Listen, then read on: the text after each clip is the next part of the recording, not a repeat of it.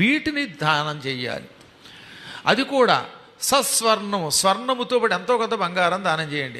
ఇస్తూ ఉంటారండి కొంతమంది బంగారం, దాన్ని వెతకాలి మనం. బ్రహ్మ పదార్థం అది. బ్రహ్మ పదార్థం ఎలా కనపడదో వాడు బంగారం ఇచ్చినా కనపడదు. అలా అంత కాకపోయినా ఎంతో కొంత కనపడేలా చేయాలి. ఇది కేతుదానం.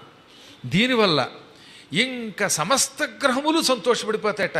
ఈ పైన చెప్పిన 8 గ్రహములు కూడా కేతువుకి చేసిన దానము వల్ల సంతోషపడి మేం కూడా అనుగ్రహిస్తామంటారు.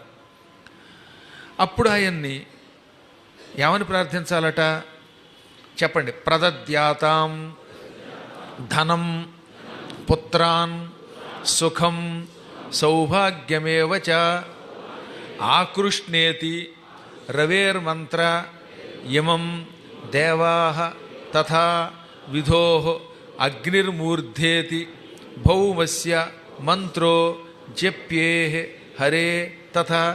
ఇందాక చెప్పినటువంటి ఏదో సూర్యుడి మంత్రాలు, చంద్రుడి మంత్రములు, కుజుడి మంత్రములు, బుధుడి మంత్రములు, ఇలా మొత్తం అందరి మంత్రములను ఈయనకి జపానికి వాడుకోవచ్చును. ఆ తర్వాత దానివల్ల ఏమవుతుందన్నమాట, సమస్త శుభములు కలుగుతాయి. ఆయనకి ప్రత్యేకంగా ఒక శ్లోకం కూడా ఉన్నది. ఏమిటది? ఆ శ్లోకం ఇప్పుడు నేను చెప్పేస్తున్నాను అన్నమాట. ఏమని చెప్పండి. పలాశ పుష్ప సంకాశం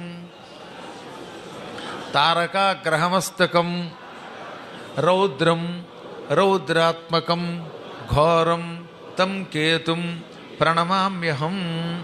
రాహుగ్రహ కేతుగ్రహ ఇహాగచ్చ. ఇక్కడ రాహు కేతులు కలిపి చెప్పమంటాడు ఇందులో ఇద్దరిని. ఇహాగచ్చ దానేనానేన సువ్రత. ఇదిగో రాహుకేతువులారా ఇద్దరు కలిసి రండి. ఓ కేతుదేవా, నువ్వు సామాన్యుడు కాదు. పలాశ పుష్పం, మోదుగ యొక్క పుష్పం ఎలా ఉంటుందో అలా ఉంటావు. పలాశం అంటే మోదుగ. మోదుగ యొక్క పువ్వు ఏ రంగులో ఉంటుందో ఆ రంగులో ఉంటావు.